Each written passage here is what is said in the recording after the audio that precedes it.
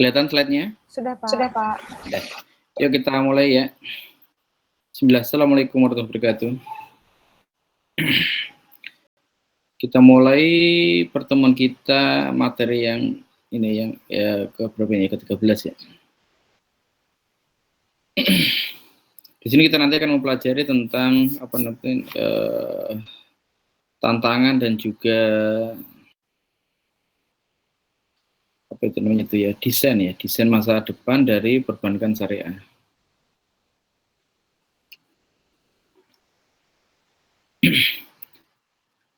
Jadi penerapan risiko manajemen atau manajemen risiko tadi itu memiliki beberapa manfaat ya.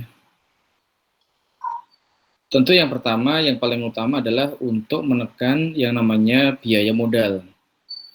Kenapa terkait dengan biaya modal? Dengan adanya manajemen risiko yang baik, maka peluang bank memiliki aset-aset berisiko tinggi ya, juga semakin rendah. Artinya risikonya bisa dikelola dengan baik. Sehingga tidak perlu bank menghadapi sanksi dari regulator seperti misalnya kenaikan GWM, giro wajib minimum, atau juga sanksi berupa permintaan regulator untuk menaikkan modal, ya, permodalannya. Yang kedua, selain berdampak terhadap rendahnya biaya modal, juga terkait dengan positioning. Nah, di sini berarti kita bicara strategi risk. Positioning bank di pasar. Bank yang semakin minim atau kecil risiko ya, yang dihadapi, maka tentu dia di hadapan para investornya akan semakin worth it untuk dijadikan sebagai alternatif investasi. Berarti tentu ujungnya kepada naiknya harga pasar dari saham mereka. Ya. Yang ketiga, supplier sebagai pemasok barang, terutama khususnya di bank syariah, juga akan mendapatkan kepastian dan kenyamanan karena bank yang dia biayai atau yang dia berpartner ya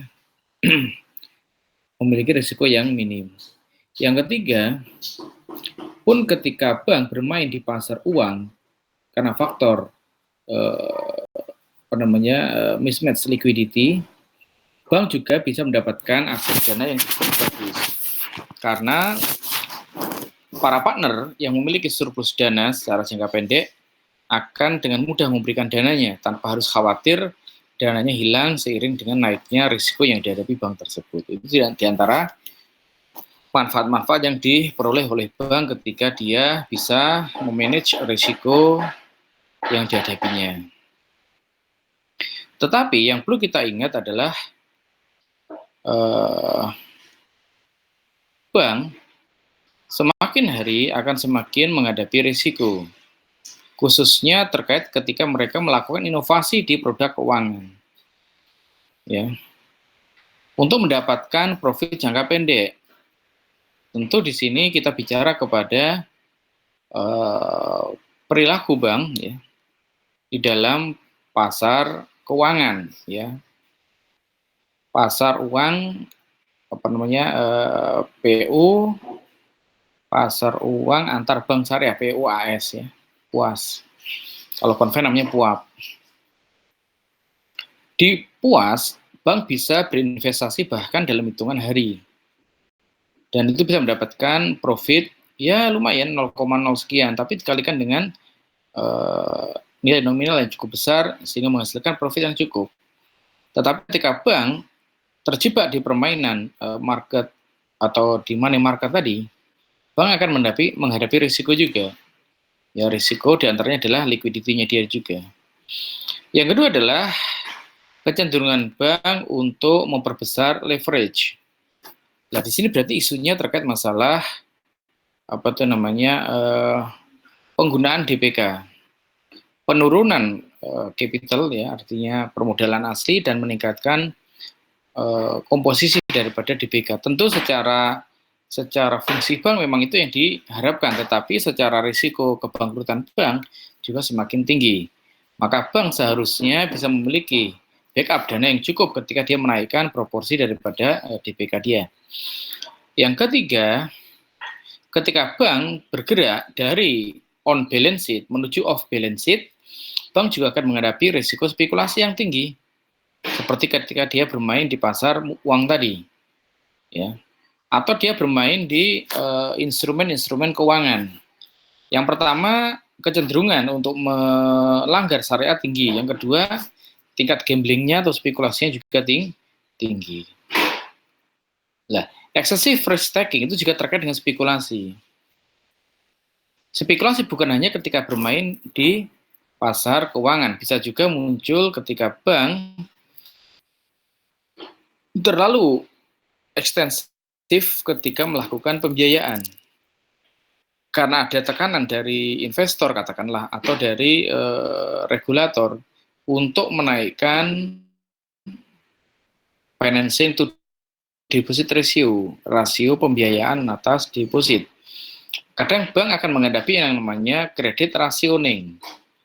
Kenapa itu terjadi? Bank menghadapi kondisi di mana bank harus menyalurkan segera dan jumlah yang besar, tetapi pada waktu yang sama bank tidak memiliki cukup informasi atas keadaan pasar, khususnya keadaan daripada kemampuan bayar dari si konsumen atau calon debitur tadi. Maka ketika bank agresif di dalam mengambil risiko dan dalam kondisi spekulasi karena borornya tinggi, maka itu akan menjadi tantangan tersendiri bagi bank. Tip. Ada pertanyaan sampai sini? Yang terakhir nomor 7 itu yang cukup bagus tuh. Bahwa harga pasar aset ya kadang tidak merefleksikan produktivitas yang sesungguhnya dari ekonomi. Apakah itu? Ini terkait dengan masalah diantaranya ya bahwa proposal yang diajukan oleh debitur tidak mampu dievaluasi atau dinilai ya, diakses oleh bank, khususnya ketika bicara kepada kolateral. Jadi ada kalanya bank menghadapi isu di mana kolateralnya memiliki nilai yang bias di pasar. Atau yang kedua, bank menghadapi risiko di mana bank tidak bisa mengukur tingkat produktivitas yang sesungguhnya dari bisnis yang dijalankan oleh debitur. Itu diantara bentuk-bentuk keadaan di mana aset-aset ya harga pasarnya tidak merefleksikan aktual produktivitasnya.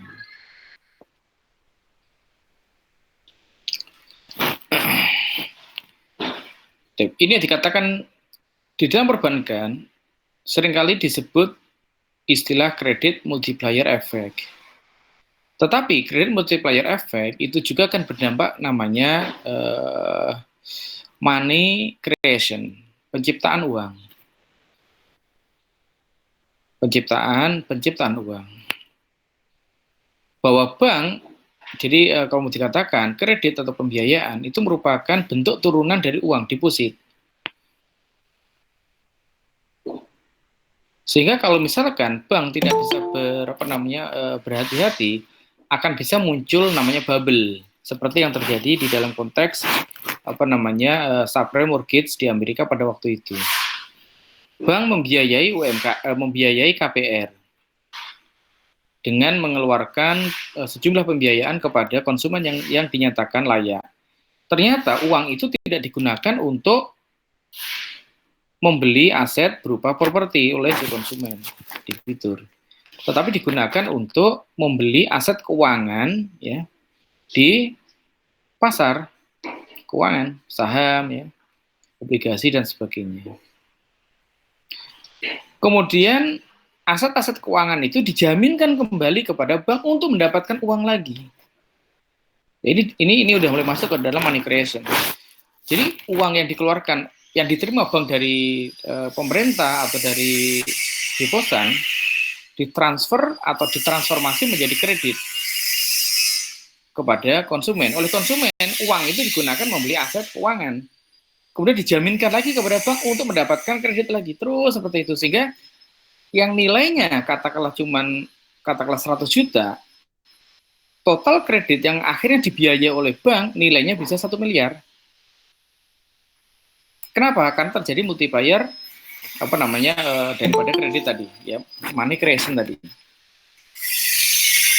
Jadi adanya money creation tadi.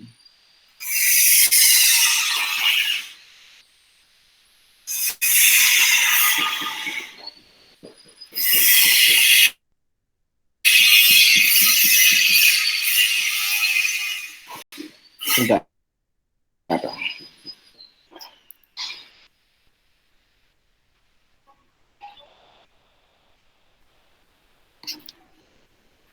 Masih kelihatan ya slide-nya ya? Masih, Pak. Itu yang namanya credit multiplier effect ya. Dan itu memang tugasnya bank untuk mengkonversi uang menjadi kredit. Tetapi kalau bank tidak hati-hati, seperti kasus ini sebetulnya mulai akan muncul ketika bank syariah mulai melirik adanya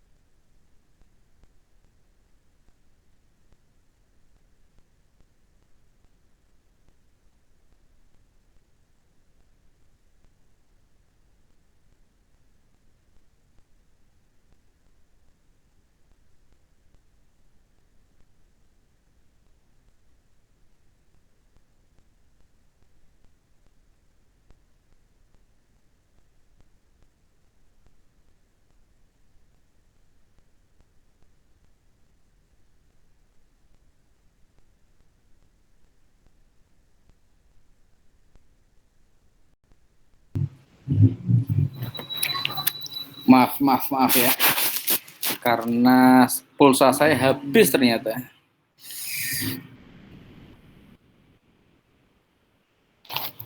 Ya, kita lanjutkan ya. Ada pertanyaan sampai sini? Ada pertanyaan? Belum, Pak. Oke, lanjut.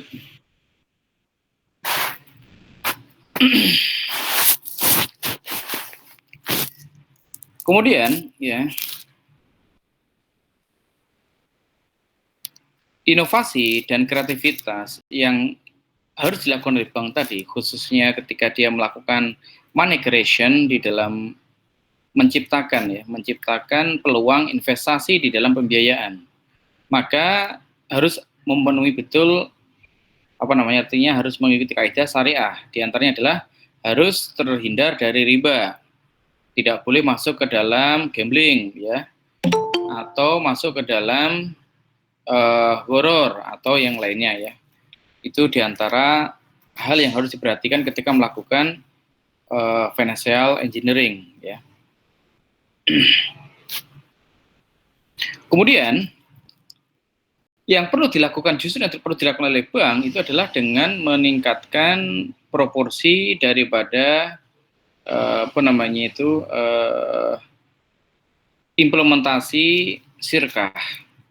Karena memang dasar daripada bank itu ada beberapa teori, diantaranya yang paling kuat adalah teori bahwa bank sebagai wakil, ya, wakil dari pemilik saham, pemilik modal, ya, untuk memutarkan dananya, ya, bisa pemilik saham atau deposan, ya, sebagai wakil mereka untuk menjalankan roda perputaran uang tadi.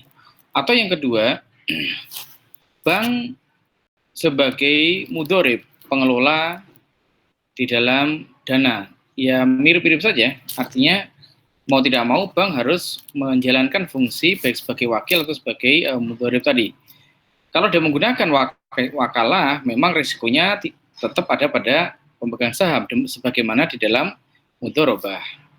Cuman bedanya kalau wakalah, dia menggunakan skema fixed income atau fixed rate income. Tapi kalau menggunakan mudorobah, dia lebih bersifat uncertain return atau uncertain income. Artinya bisa sangat besar atau sangat kecil, ya.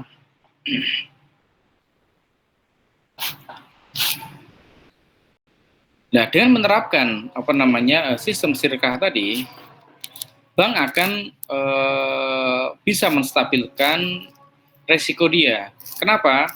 Karena resikonya akan langsung terdistribusikan ke ke deposan atau ke pemegang saham. Tetapi ini akan menimbulkan risiko yang berbeda lagi, yaitu risiko rate of return yang akan berdampak kepada displaced commercial risk dan reputation risk.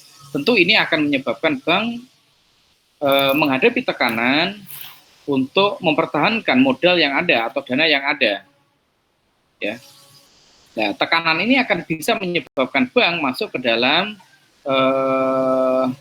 praktek, ya, smoothing atau penghalusan daripada imbal hasil, yang mana bisa saja itu masuk ke dalam ranah yang tidak diperbolehkan secara syariah.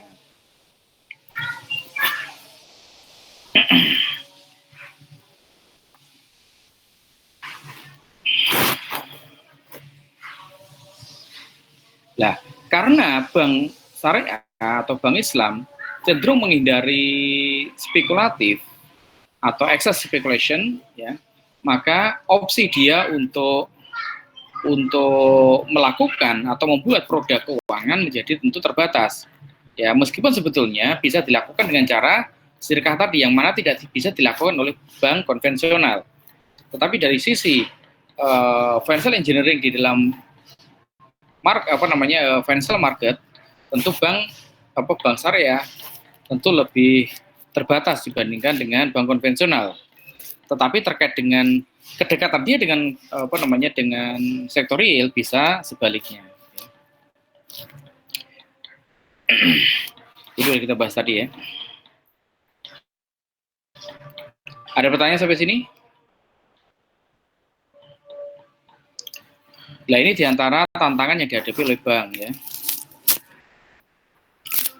Diakui tidak diakui, bank syariah tertekan dengan keberadaan bank konven, tentu karena bank syariah saat ini dananya masih dipengaruhi oleh deposan rasional. Artinya deposan yang dia masih mempertimbangkan risk and return trade off. Mana bank yang memberikan imbal hasil terbaik, dia akan memindahkan dananya ke sana. Padahal seharusnya dalam teori yang idealnya bank syariah lebih stabil. Kenapa? Karena harusnya deposannya didominasi oleh religius deposan. Ya. Cuman kenyataannya di perbankan Indonesia masih belum, masih dipengaruhi oleh rasional deposan. Yang kedua, moral hazard. Di sini kita bicara kepada perilaku daripada konsumen. Ada dua istilah. Yang pertama ability to pay dan willingness to pay. Kalau willingness to pay, dia terkait masalah kemauan konsumen atau debitur untuk mengembalikan atau membayar tanggungan dia.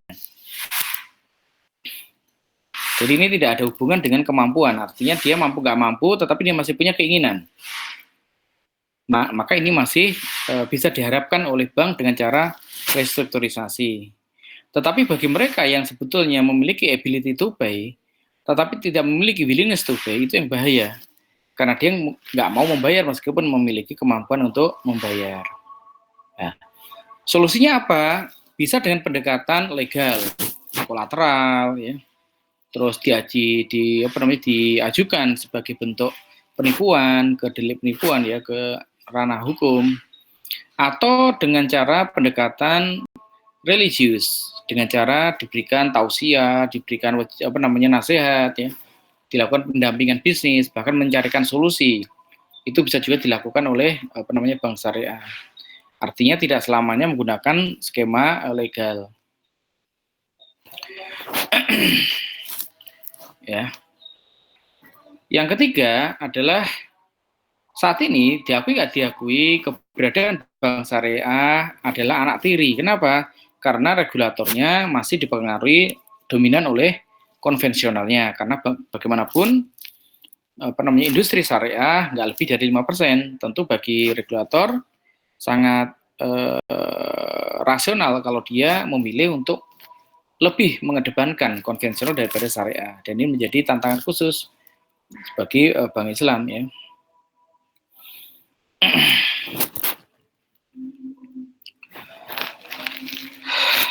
Tentu kalau kita bicara blueprint, artinya apa perbaikan ke depan yang bisa dilakukan secara sistem, ya tentu dengan memperbaiki regulator dan pengawasan daripada dalam kasus ini OJK.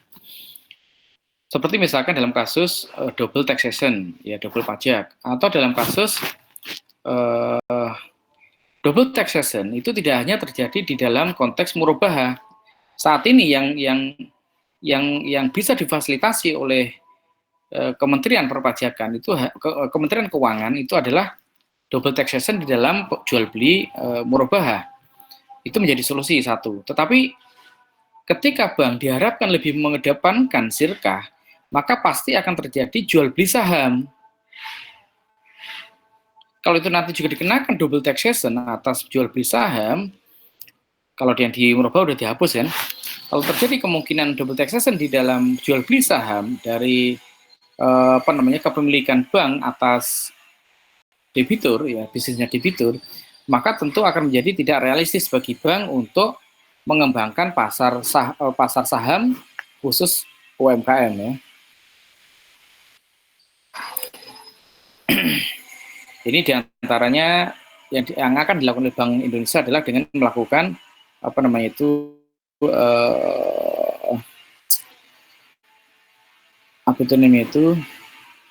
yang sudah dilakukan sekarang, restrukturisasinya untuk memperbesar modal bank itu dengan cara merger dan akuisisi. Jadi bank OJK itu lebih mengedepankan keinginannya untuk memaksa bank merger atau akuisisi supaya pengawasan lebih mudah, yang kedua permodalnya lebih kuat.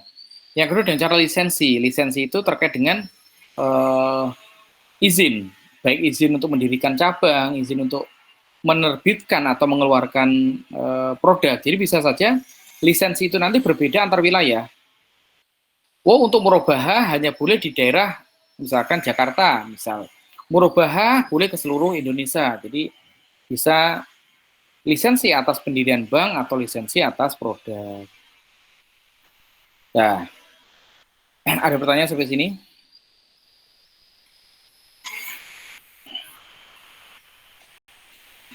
Ini diantara potensi-potensi yang kita yang coba dikembangkan. Tapi ini sebetulnya mirip antara, jadi bank assurance itu seperti kalau dikatakan adalah seperti LPS ya, seperti LPS.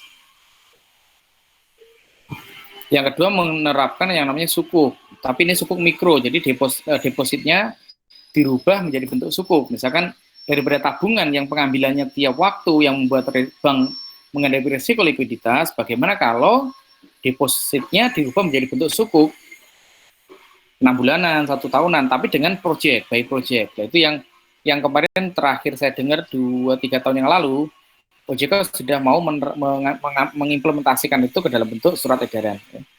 Semoga segera bisa diselesaikan. Nah, ini di antara contoh sinergi di antara lembaga-lembaga untuk mendukung perkembangan Islamic Bank. Bank Islam kalau dia memegang sendiri kolateral, tentu dia tidak bisa mendapatkan ujroh. Karena ada hadis la yahilu salafun wa bai'un. Tidak boleh kita menggabungkan antara piutang dengan jual beli. Tetapi kalau dia bekerja sama dengan lembaga pegadaian, maka pegadaian bisa mendapatkan untung. Dengan cara apa? Dengan cara kolateral yang diajukan oleh debitur akan ditaruh di pegadaian. Pegadaian mengenakan biaya nggak apa-apa karena dia tidak pernah meminjamkan uang kepada debitur. Itu yang pertama. Yang kedua, bank pun akan menikmati keuntungan dengan cara apa? Untuk mengakses ya, untuk menilai daripada asetnya si debitur tadi, nggak perlu bank sendiri yang melakukan, bisa meminta bantuan daripada pegadaian itu diantaranya, atau lewat rating agensi atau arbitrasi kalau dia terjadi sengketa misalkan nggak mau bayar tadi yang masalah willingness to pay tadi. Nah, itu diantara yang yang mana videonya nggak ada ya? Yang bisa kita bahas pada hari ini. Ini ada beberapa soal, tolong nanti dikerjakan, dikumpulkan besok ya.